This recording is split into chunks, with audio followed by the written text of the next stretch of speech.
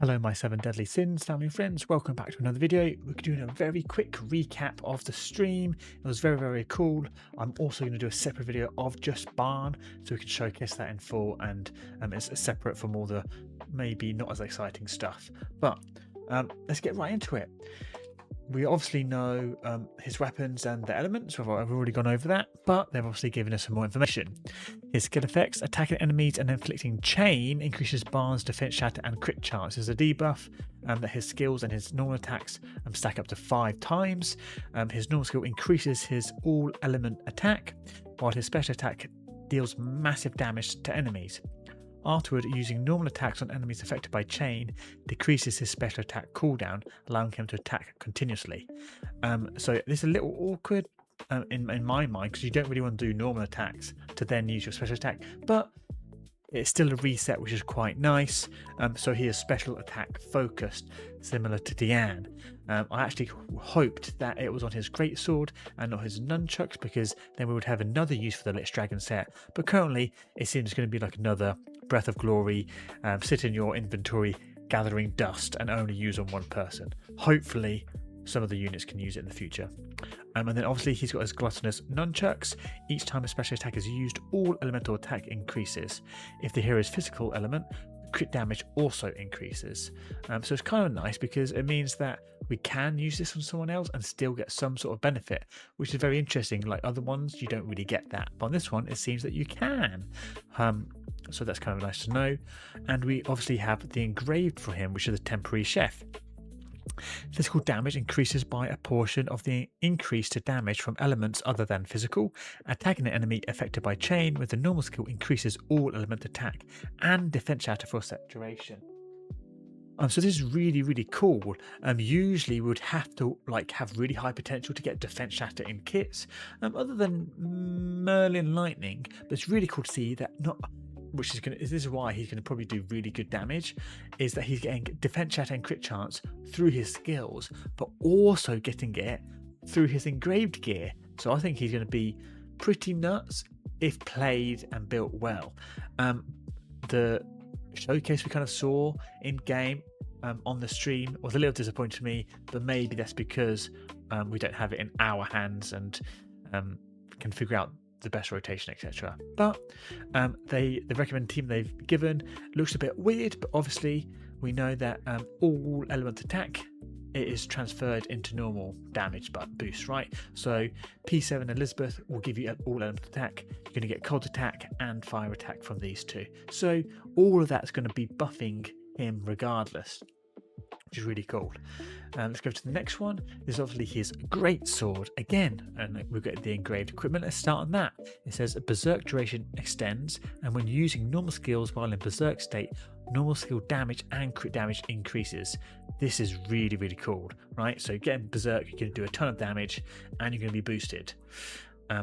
Activating berserk through ultimate skill. So basically you're going to want to use his ultimate, and then you're going to be able to get a bunch of buffs. So use ultimate skill. So activating berserk through ultimate skill removes cooldown from normal skills and increases crit chance through special attack. So basically use your special attack to get that crit chance, and you can just use your normal skill over and over, kind of like Merlin, kind of like Meliodas. You can repeat powerful attacks with normal skills that have no cooldown. Look at that, really cool.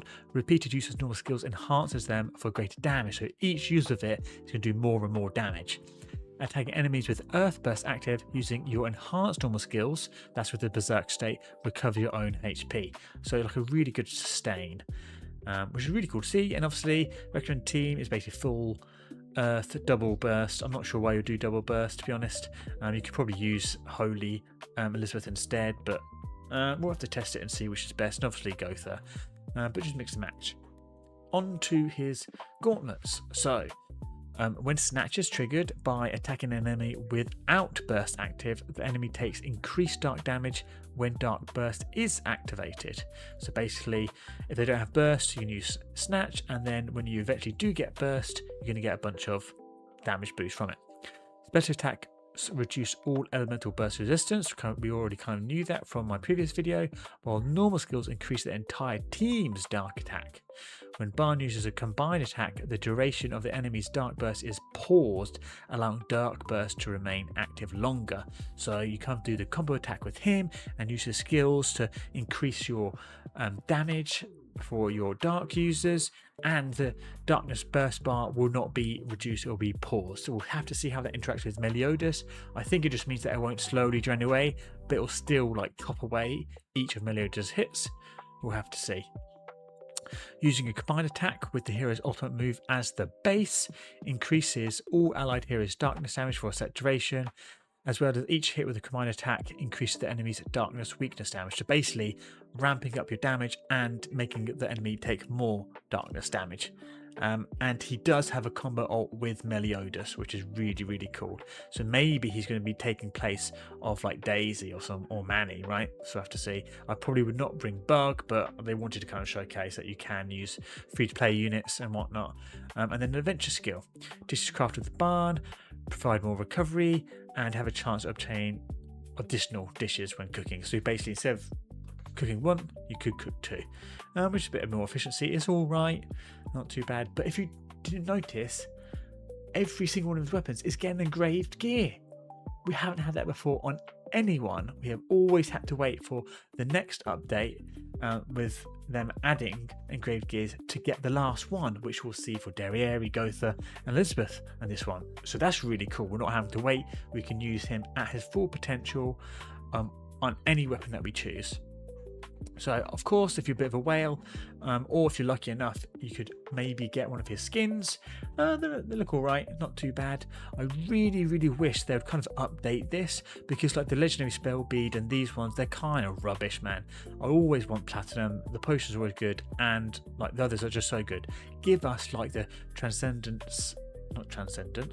remnants of the rift, scissors, needles and stuff, instead of like these really rubbish ones. So let me know if you agree, and maybe we can get that sorted. Obviously we have a new region, we have more platinum to collect. Hooray! There's going to be a new Morian ore. There's going to be like malachite and the sunstone, more cooking ingredients. So this is going to allow you to get more darkness attack. Again, probably not worth it. Keep using your fruit and meat pie and whatnot. And then local specialties, Thieves Contraband. This is kind of like those sunflowers that we used, or amber that we used for like Merlin and Gotha's. Gotha's was those little tablet stones within the Durak area, and then obviously Derriere's as well. So that's that kind of thing. Monsby as a new boss challenge, which is really, really cool, as well as their added transcendence difficulty. It's going to be weak to obviously darkness and physical, so really catered towards Barn, and that's going to be probably the best in slot for the speed run. We'll have to see how he compares to say Meliodas or Derriere, right? Because obviously Meliodas is one of the best speedrunners when it's darkness and whatnot. But also, I'm so sorry that the picture quality is so poor. I'm not sure why, but basically, kind of like the spider boots, or you've got the silent watcher bottoms, or the dark cow's earrings. Within Monspeed, we're going to get these other boots. Basically, whenever you use an ultimate move whilst wearing them, fire damage taken by nearby enemies is increased. So if you're running a fire team with Great Sword Derriere, you use her ult, she's wearing this, and then you switch to say your Escanor, he's going to get even more damage boost if she's wearing this. And then obviously this is what you need to collect for the new engravement gear. And we've got the 7 new ones that we've been waiting for, basically. I'm not sure if there's anyone else that we're missing, actually. But we're going to get houses, which will be his nunchucks. Probably not worth even using still, unless it's really, really crazy, just like his crit defense down one. Doubt it. And then obviously the other SR ones, probably not worth it. Maybe Bugs, because that's just his book, which we used to use a long time ago at the start of the game to combo out with Meliodas. So I have to see what this does. Of course, we're going to get like the staff and all the other ones that we're missing from the others. So I think this is his earth one, and this is her earth one, and this is her dark one. So we're going to get them all, which will be very cool to see what they actually do. And I just wanted to showcase this. So on the Transcendence difficulty, it's going to cost us 40 freaking keys just to claim it once. It is so expensive. And from what I understand, other than this like extra stuff here, and maybe not even this, like maybe I'm misunderstanding, but you get the same drops as Abyss. So I'm not sure why we would do this one instead, but because they did say that you'd want to farm this over Abyss if you're farming stuff, and obviously they can use this kind of difficulty for the leaderboards. Okay, and now we've got the engraving geared Transcendence growth, and it is pretty much identical to what my concept was, other than going up to plus 10 and 15. It's still, you've got those 3 stage of upgrades, so it's not the stars, it's just getting to plus 10, plus 14 and plus 15, and then you're going to get the extra stuff. And again, literally as I assumed or guessed, we're going to be able to get like the elemental attack and other stat boosts, which is really cool. So we can get darkness attack and hopefully darkness damage or elemental damage on a grave gear as well. But what I didn't know or even think about, which is really cool, when we get here to that Transcendence stage 3, is you get an extra unique passive, and the example they gave is ultimate move damage is increased. So it probably mean that you can have like ultimate move damage already, and then as a unique passive, it's going to be increasing your ultimate move damage again. Obviously, they'll probably have different uniques depending on the character and the type of weapon and kit they're using, but still really cool to see that there's this extra unique. So yes. And then the labyrinth, I'm not sure why they're switching up, because this is like the maze and the labyrinth is kind of the same thing, but basically it is kind of what I assume is going to be a roguelite. You can have options to choose from, as we can see here, and then you can go through and you can assign your heroes and rent pets, and it says here as well, the number of times a hero can battle is depending on their potential, up to 4 tiers. So it means that everyone, no matter how many copies you have, will be able to get the max amount just from mastery, right? Because we can all get to potential tier 4 on everyone. It'll be interesting how the pets are in the play or in the mix of this, so we'll have to see. Obviously, we're going to get season 2. And with the new sectors, we're going to have Fraudrin and Fairy Helbram as the new ones to come. Of course, it's going to be catered towards Barn. We've got the physical one and then the darkness one here, and then we've got Ice and Wind, which is quite nice. So hopefully, as these are the earlier sectors, we can go back to using like our P5 Elaine, for example, or our Manny, and potentially even say Jericho low potential, or even just Jericho in general, which would be really cool to see. But what's interesting as well, it says now you can choose any unlocked sector to challenge. Returning season 1 bosses and new bosses will appear sequentially. Obviously, we're getting the sectors unlocked like 2 at a time, but it means that like we don't have to do sector 1 to then do sector 2. We can just start on sector 2, right? So that's kind of cool.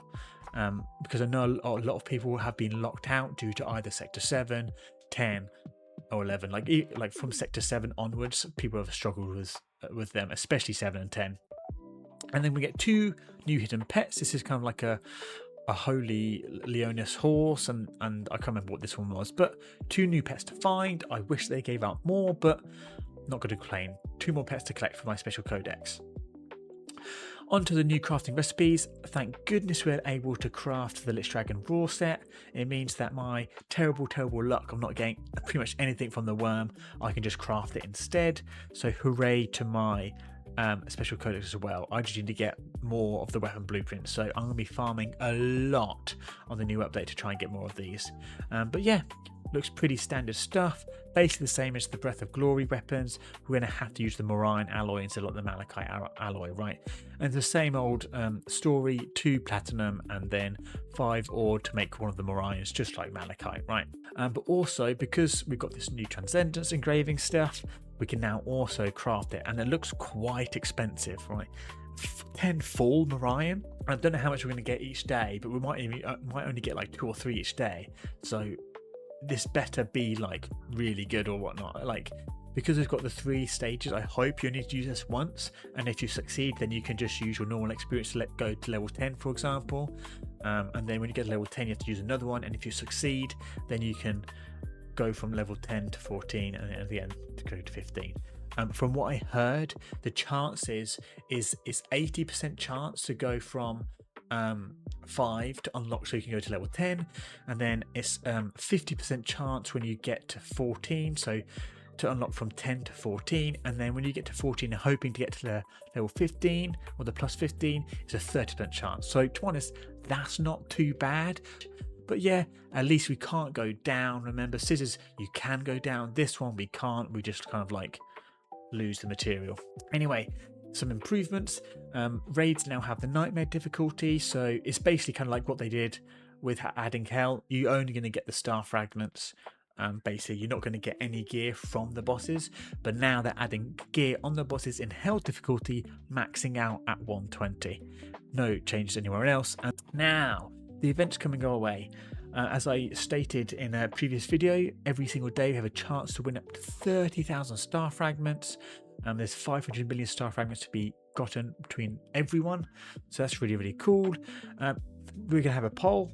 Like I said, we're going to get a poll to choose 3 heroes to return in 2.1. But what they might do is go 2.1, there'll be one, 2.2, there'll be another one, and 2.3, there'll be the last one of the top 3 that's been chosen. In my opinion, what you can choose from is Escanor, Daisy, Meliodas, Elizabeth, Clotho, and Merlin. My opinion, vote for Elizabeth, then Merlin, and then probably Daisy, right? Because they will give you the most in like every single content, right? Everyone has a chance to get Meliodas. We're going to get a free one of him anyway, which I'm going to come to, but Merlin is basically an insanely good character. All of her kits can be used very, very well. Elizabeth is like the best support in the entire game, and she's going to be that way for a very, very, very long time. So if you can, try and get her to P10, but at least get her to P4, P5, P6 minimum, in my opinion. And of course Daisy, she's just so good, as everyone should know by now. I'm going to get some small gifts, which is quite nice. Usually we only get like 5 and then each or something. Now we're getting 20 and 16, so that's quite nice. We're going to get the trial events to get 300 star fragments using Barn. And then obviously got the half annual check-in rewards. I'm not sure why they didn't show this, because I've seen like the JP version and I couldn't really know about that. So I'm not sure why they didn't show this, but they talked about it. We're going to have the check-in rewards, and it's going to be for 14 days. And then each day you can choose one of the 2 options. But then at the end of it, you're still going to get all of the options that you didn't choose. So it's basically what you want first, basically. So we're still going to get everything, even the choice you didn't choose on that day. But look, we're going to get 10 of each summon as well, and more engravement seals, potions, platinum, etc. And then from September 2nd, we've got 2 other events. We've got the Holy Knights and Thieves. This is probably like a mini game, party game, where you all go in, kind of like Magic Pop, but there's going to be 11 Holy Knights, and then there's going to be 4 Thieves, and the 4 Thieves are going to probably try and steal. We'll have to see about this, how it actually fully works, but it sounds like a bit of fun to me. And more skins and rewards. And then we have an event with Gila. Then we can get more star fragments, weapon skins, and also growth materials. Even looks like weapon boxes, which is very, very nice. Now, if you're a whale, this is going to be very, very nice for you. As it's half anniversary, they're going to reset the double purchase bundles. So if when you spend on a pack, instead of getting like 1,000 star fragments for the first purchase, you'd get 2,000, basically doubling up, and then after that it'll be reduced. So instead of getting 1,000, you might get 1,200, for example.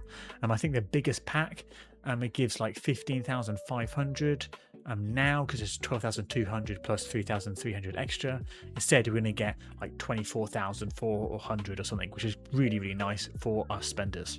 As I said in previous video and earlier, we're going to get a free Meliodas. If you have a max potential Meliodas, we're going to get 180 of these fragments. It's kind of a shame for those that have a P9, because P10 is pretty much useless. But other than that, very, very nice, special for new players as well. We've got some community events. It's very, very simple, but you could win like 1,500 star fragments here and 5,000 here. Also, we're going to have season 3 of the Ask Me Anything. So if you've got any questions for the devs, put it in the comments below and I can forward it to them for you. Twitch drops. If you watch a Twitch streamer of 7 Deadly Sins, it doesn't have to be anyone specific in the content creator program, literally anyone streaming it, and you've got your 7 Deadly Sins account and Twitch linked, you can get all these rewards here. Also, during the stream, we had the global choice, we had the Japanese choice, Korean choice, because there's 3 streams, and because we somehow chose correctly, we're able to get all of these rewards on the screen, plus 3,000 star fragments as well. That's a free temple, which is very, very nice. And lastly, here's the redeem code. I will put it in a pinned comment and the description for you to check out for 10 free standard pulls. And that's that. Hopefully we've got through it quick enough and you appreciate being able to have this recap. If you have watched all the way, thank you so much. I appreciate your support as always.